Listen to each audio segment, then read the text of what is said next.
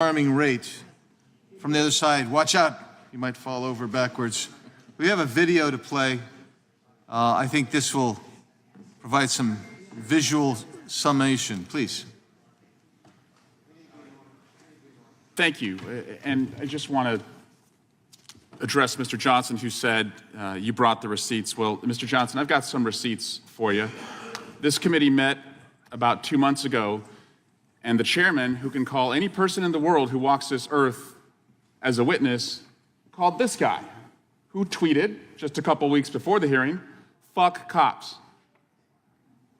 Your witness tweeted that. Not one of you disavowed that guy. Not one of you said that was inappropriate. I was stunned that you call yourself a pro-police party and you bring a witness before us that says, "Fuck cops." I don't believe in that, but I thought if you didn't believe in that, you would have taken the opportunity to say it. But no, not only did you not disavow it, you invited the guy here in Congress to be your witness.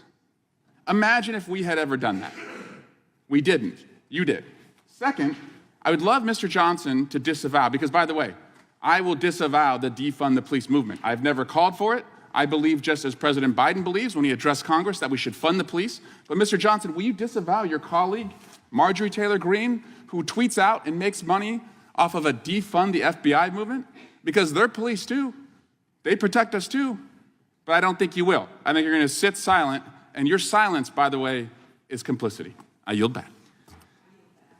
Gentlelady yields back. The gentleman from Virginia is recognized. Yield to the gentleman from Arizona. I thank the gentleman for yielding. Appreciate the backpedaling at an alarming rate from the other side. Watch out, you might fall over backwards. We have a video to play. I think this will provide some visual summation. Please.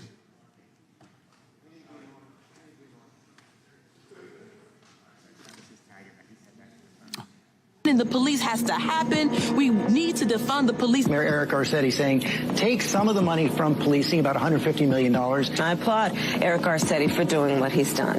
But we need to completely dismantle the Minneapolis Police Department. It is outdated. It is wrong-headed thinking to think that the only way you're going to get communities to be safe is to put more police officers on the street. So yes, defund your butts. Defund you. Yes, I support the reallocation of resources from NYPD. We will be moving funding from the NYPD. Yes, I support the defund movement. I'm for responsible reallocation of resources. And defund the police. I think you do all those other things, you don't need all the money that's going to the police department. So yeah, I mean, the spirit of it, I do support that. Yeah, and a lot of us were asked if we could imagine a future without police back in 2017 when we were running for office. And I answered yes to that question. We are going to reduce funding in the police department and redirect that money. We propose to redirect over $7 million from the police bureau. The police department here in Minneapolis needs to be dismantled, and we need to start anew. In some necessary cases, completely dismantling those police forces. Police departments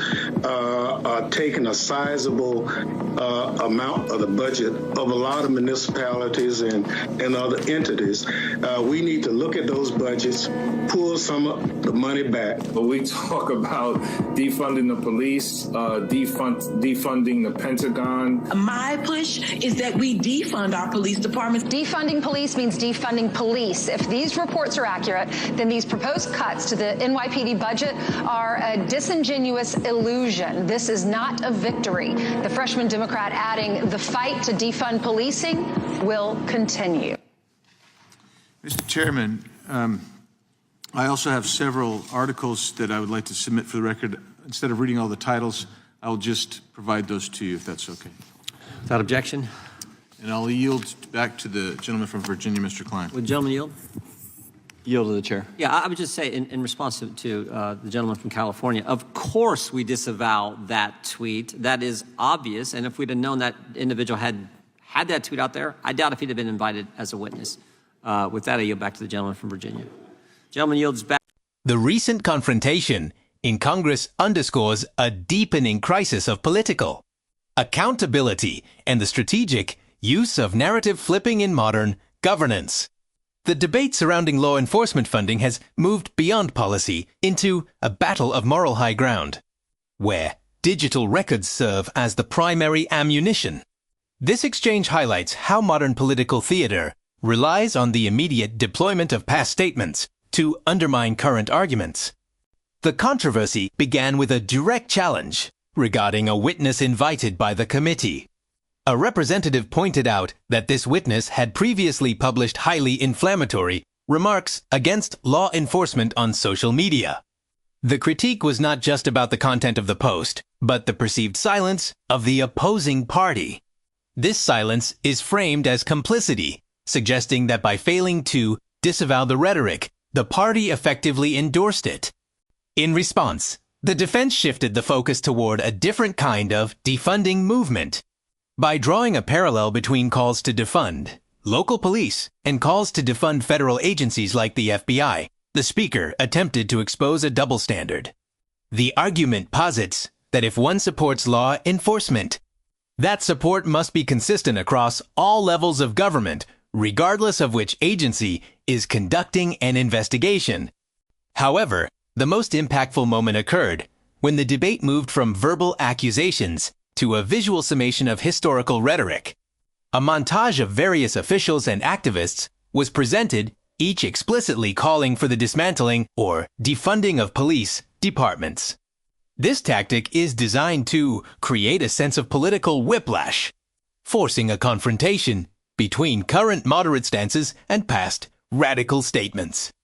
The analysis of these clips reveals a recurring theme of resource reallocation versus complete dismantling. Proponents of these shifts argue that moving funds to social services will ultimately enhance community safety by addressing the root causes of crime.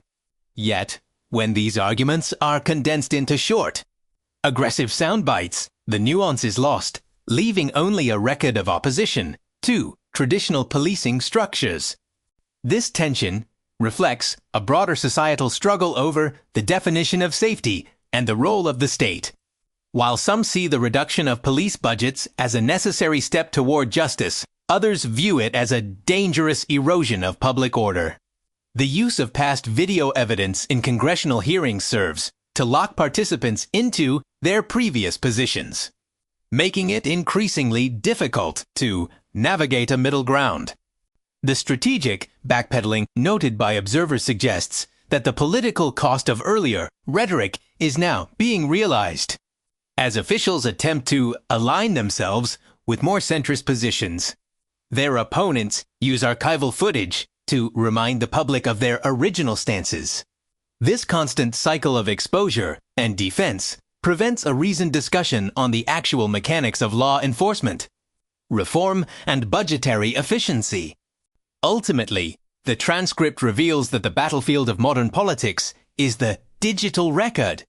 The ability to instantly recall a tweet or a video from years prior has transformed legislative debate into a series of gotcha moments.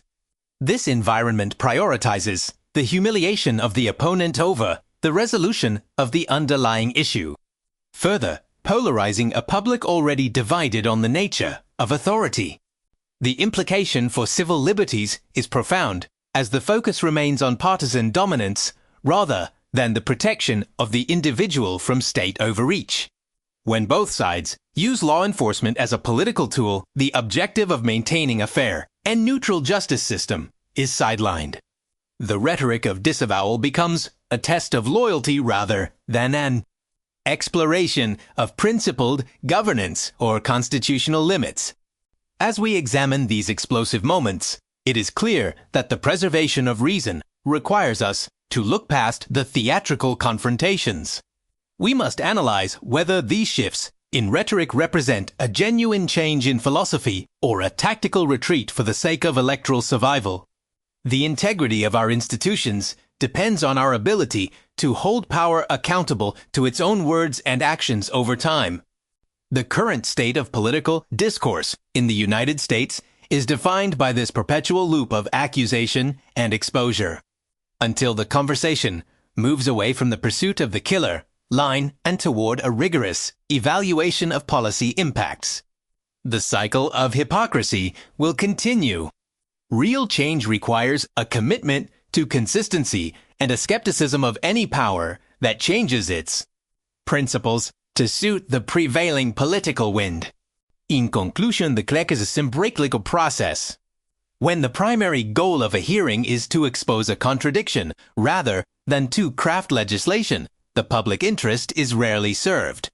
We are left with a landscape where the loudest voices define the narrative, and the fundamental principles of liberty and reason are buried under the weight of partisan warfare.